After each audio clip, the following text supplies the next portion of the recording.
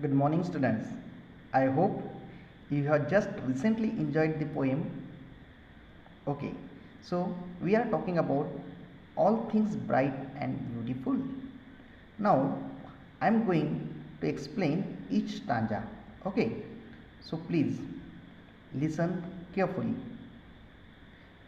All things bright and beautiful, all creatures great and small.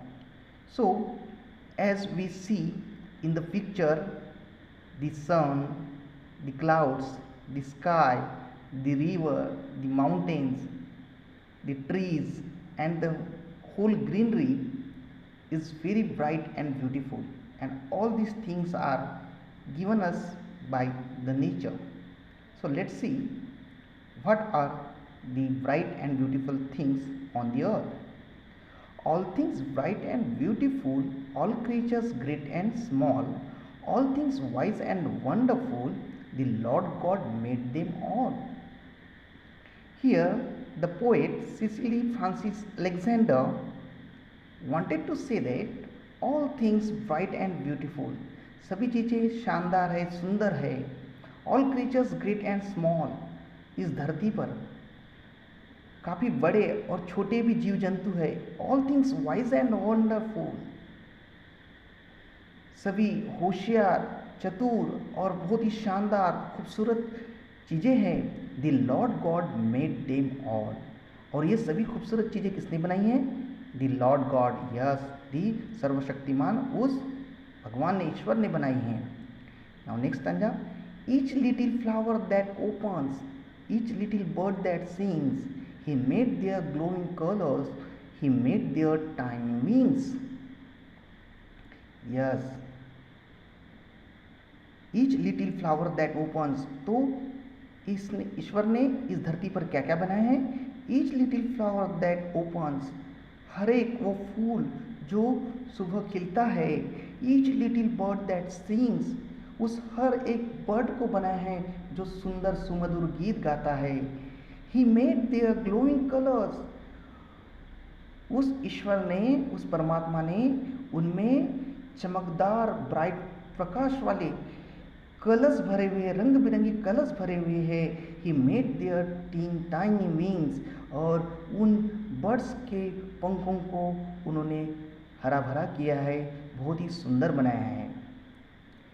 The purple-headed mountain, the river running by, the sunset and the morning that brightens up the sky. Here, the poet wanted to say that not only the God has made and the Lord God had made the bright and beautiful things like flowers and birds, but also He made the purple-headed mountain and the river running by.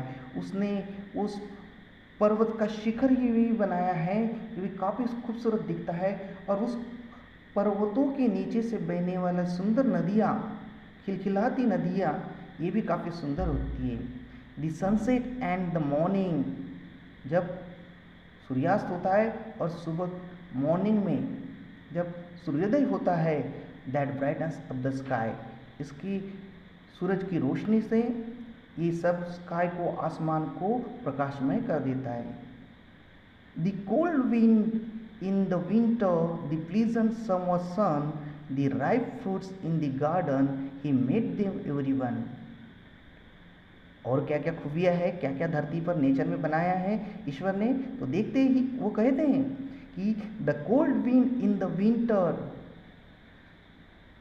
ठंडी की, सर्दी के मौसम की ठंडी ठंडी हवा, the pleasant summer सन, और धूप काले में जो कि एक कंफर्टेबल धूप होती है जो कि सबके लिए आवश्यक होती है, वो the ripe fruits in the garden, जो हमें हरे भरे और पके, राइप पके हुए फल जो गार्डन में मिलते हैं, बगीचे में मिलते हैं, इन सभी चीज़ों को ही मेड देम एवरीवन, इन सभी हर एक चीज़ों को उस गॉड ने बनाया है, उस लॉर्ड ने बनाया है.